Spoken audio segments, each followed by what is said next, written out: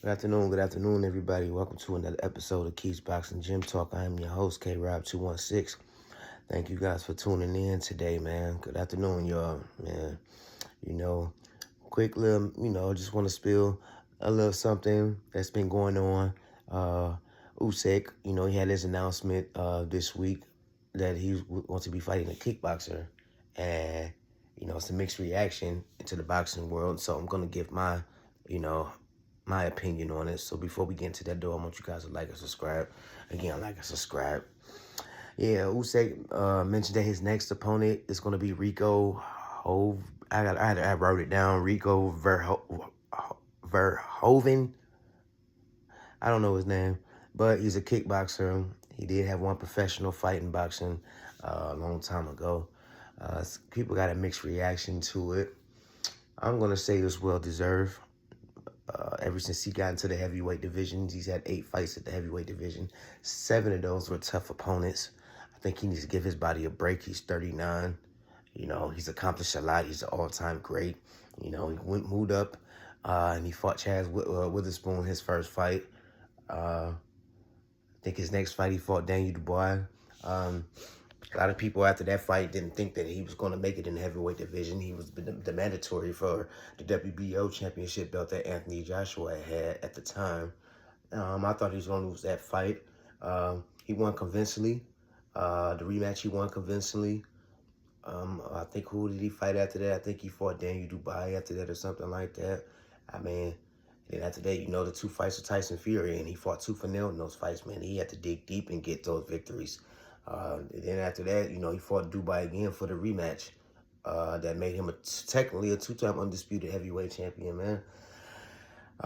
He was talking about retiring this year, man. So maybe this is one of his retirement go-away fights or whatever. So I'm all for it. I'm going to be tuned in to watch that fight, man. Usyk is one of my favorite fighters of all time, and it's well deserved, man. He's fought the best. Anybody that they put in front of him, man, he's fought, and that's why he's #1 in a lot of people's pound for pound list, because he's fought the best, and he gave his all in his ring, man. So in the ring, so give this man a break, man. 39 years old, he's about to be 40 pretty soon.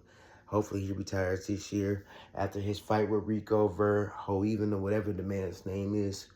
I want to see him fight one more time, and the person that I want to see him fight is the one that is the most deserving in the heavyweight division, and that's Kabiel. Fabio Wardley, yeah, he was good. He got a nice victory against Joseph Parker, but Kabiel's been taking people out that I didn't expect him to take out. Frank Sanchez with the constant pressure and the body shots. And, and Zhang, 6'6" Chinese heavyweight, heavy-handed heavyweight, and got him up out of there. So I think that match only makes sense. He beats Kabiel, man. He could just ride off into the sunset, man, as being an all-time great.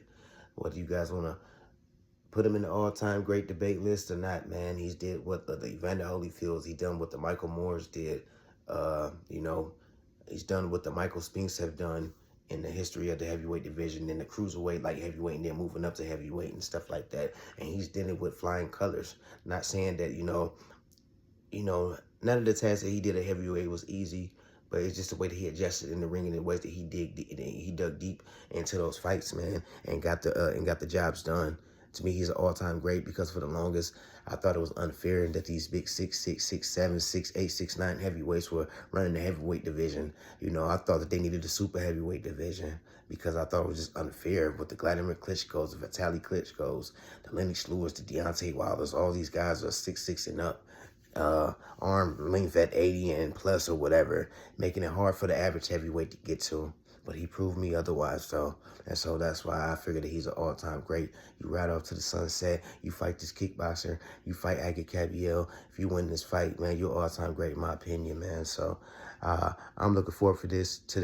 He definitely deserves a break. He definitely deserves to have a little fun in the ring.